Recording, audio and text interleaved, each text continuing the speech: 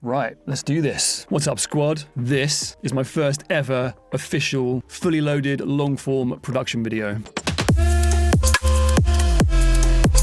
The first of many, coming to you straight from my new studio, hidden deep in the English countryside. Some of you might know me from my short-form videos. I'm new to this whole YouTube game, but I'm excited. I've had far too much caffeine. I've got this fancy new camera, so I can see every atom on my face, which is frightful, but I wanted to give you guys the clearest, most in-depth view into my world, my studio, my workflow. And as always, if there's ever anything that you want to see, drop your suggestions in the comments, because these videos are for you. If you're new here, hit the subscribe button and all the other things that YouTubers are supposed to say. I'll do a studio tour very soon, but first, we got to get down to business. We're going to go deep on percussion today and how I make all my drums. So make yourself a cup of tea, get comfortable, and whack on those headphones if you want a truly stereo experience. Or don't, it's up to you. We live in a free society. If you like any of the sounds that you hear in this video, they're all available at roblate.com. Use code YouTube10 for 10% off site-wide. And remember, if you want all the audio stems to the track in this video, the link is in the description. Anyway, let's jump in. So let's hear this beat in its entirety, then we'll dissect it. Let's go.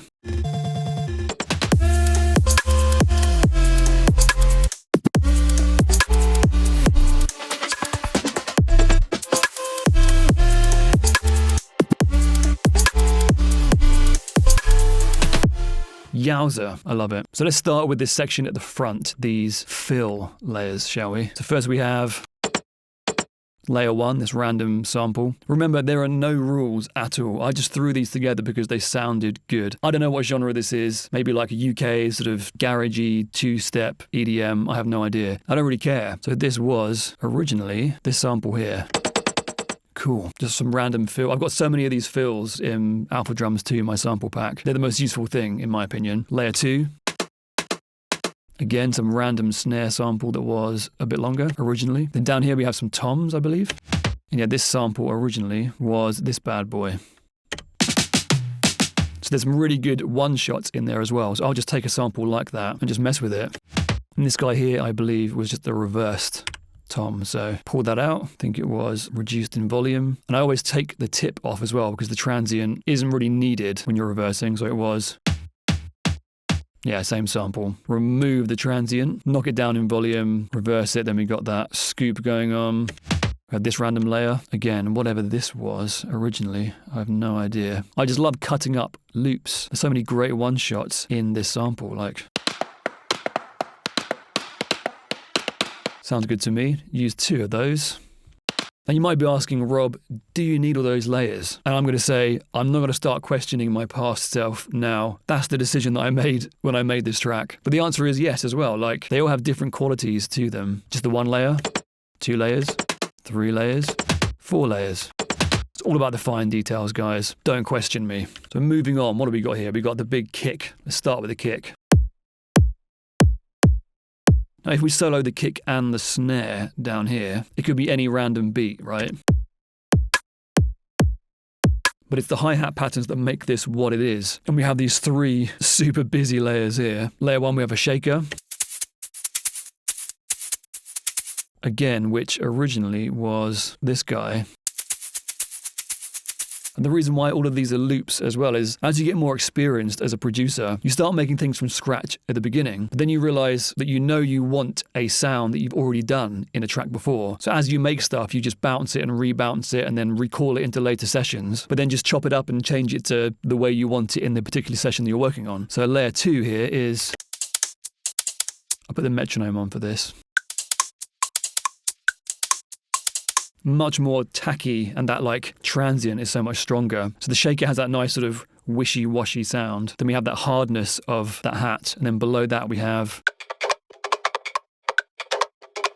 again, just like a really organic sound to make everything feel a bit more natural. Let me see what this sample was originally, shall we? A great sound. So I chopped that up to make this. You can probably notice too, like I have retimed some of this stuff. You can see these markers down here. But what's important to remember is, for me personally, when it comes to electronic music, the kick and the snare can be on grid, but everything else is about creating a natural sound, or as natural as possible. So nothing here is really on the grid, I guess. This is the second beat here. These are all differently placed. Nothing here really lines up. So I have the kick and the snare on the grid, and everything else as much off the grid as possible before it starts sounding out of time. So are all these layers essential? Let's find out, shall we? Kick, solo, and then snare, solo, then just the shaker by itself. It's fine, not much attitude, but let's add that tactile hi-hat. Then that organic sample. To me, it sounds better. Also, the shaker is panned to the left, the organic sample to the right, and the hat is in the middle. You can see these cuts that I have here as well, like throughout the loops, they're all sort of cut in certain places. And to me, that just creates more space and a stronger rhythm, in my opinion. Like we can drag these samples out all the way. But it sounds better, in my opinion, if we just have gaps. It's just sharper. Again, all personal preference. Then we have these random hats. Couldn't tell you why these are here. Again, I'm not going to start questioning my past self. Or maybe I should. Let's hear what they all do together. Probably could have removed those, but we've gone too far now, guys. Okay, what else do we have? Okay, we have these hats down here. A little reversal, and then the main hat itself. So these ones are just to keep rhythm, to bring you back down to earth again. If I solo all of these, metronome. Then we add the snare in down here, good old wood block. It's a similar sound to the metronome, so I'll turn the metronome off. And the final piece of the puzzle here is like these random little sounds here. Like it sounds so insignificant, but I love these sounds. All these sounds are insignificant on their own. And that's why if you're a beginner producer and you're looking for samples, you might get more drawn to those huge sounding, like multiple layered, compressed, processed snares that explode and insane sounds. But when you start adding loads of insane sounds together, it just sounds too much once the beat has been made. So I prefer finding very simple sounds. And to me, a good rhythm and good drums come down to the arrangement and not the samples themselves. Like the kick, sure, it's important for what you're doing. The snare, same thing to taste. But everything else is just about details. Like what's this sound here? Literally nothing. Even these hats are nothing. Everything is nothing. It's all about how you place them. Then we have this meaty section over here of all these drum fills. A bit confusing. I'll give you some context. And people always ask me, like, how do you decide where to put all these things, where to place these sounds? The answer is, I don't. It's just experimenting and trying again and moving things, shifting things over until it sounds good. Like, these are all just random samples again. On their own, they are just put them all together. Same thing up here. Just some random fill that I've then chopped up into a different rhythm. And again, then all together, you get a random. We've carved out some space here. You can see all these clips are muted to give some room for everything else to breathe. So I'll play through this section with everything involved so you get more of an idea of what happens here.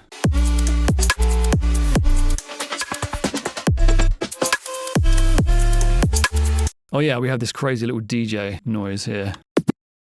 And I stop all the hats when that happens, just to create more of an impact. So if you listen to that sound.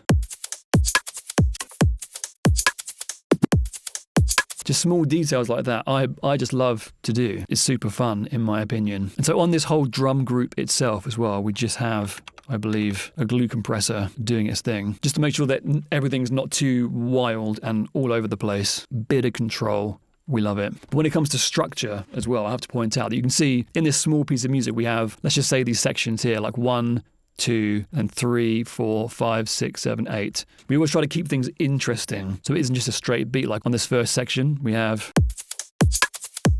okay, cool. Second section. And the difference here is that gap and the little DJ noise. Third phrase is the same as the first phrase. So it's like 1, 2, 1, and then this one here. Major difference. Same thing here. And then this section here will be the same as this section here, and then repeating the pattern again. And in this genre of music, it's okay to get a bit complex, but obviously if there's a vocal in your song or something else that needs focus, you've got to serve that main idea. If you're working in pop and working with vocalists, you have to carve all the space possible for a vocal. But we're having fun here, guys. You know what I mean? Screw it. Then we've got a cheeky fill at the end here as well. Classic. And again, for everyone that was asking me, how do you get all the little movements so tight between the synths and the drums? And the answer is, like, I might start making a beat, then add synths afterwards, or the other way around. But then, as you start building the song, you'll go back and forth between all the sounds and sort of sync them up better. Like this little section here of the drums. That I've synced that up in the synths as well, so you'll hear it here. It's quite hard to hear, but so together, it all syncs up together. I'll go back and forth and make sure that it sounds tight and relevant and together. Anyway, I want to move on to this section down here, which is the effects section. Now, sometimes I treat this group separately to the drums, but in cases like this, they're so integral to the drums that I mix them together sometimes. I'll explain. So first we have this like riser thing.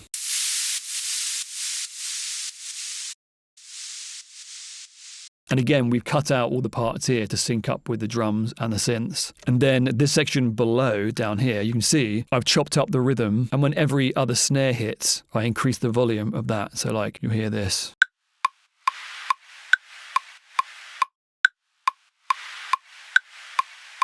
So that all comes into the rhythm of the song as well. And a short little suction here. And the reason that is there is because we're going into this cool section here, so we need a little bit of a build-up, little rocket. Then finally we have this atmosphere sample here. And what I normally do, I can't read music or anything, so I don't know what key my song is in. But I'll grab a key finder, get the key of the song that I'm making, go to Splice or something, type in atmosphere, and then set the key to the same key as the song. Find a cool atmosphere that seems to be in the same key, throw it in there, cut all the low end out. Might be very hard to hear, but when you remove it, trust me, it fills sonic gaps. Believe me. Please. Yeah, and by the way, all of this stuff is also side chained to the kick and the snare. That's why you can hear all the ducking going on. I'll play this whole group together with the Atmos as well.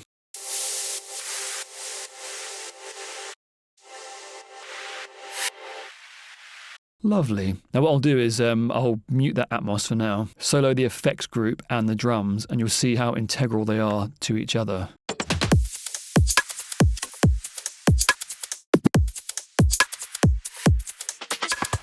So you can hear this little louder part that hits with every other snare. Now that I've gone through all those separate layers, I'll play the full beat again for context.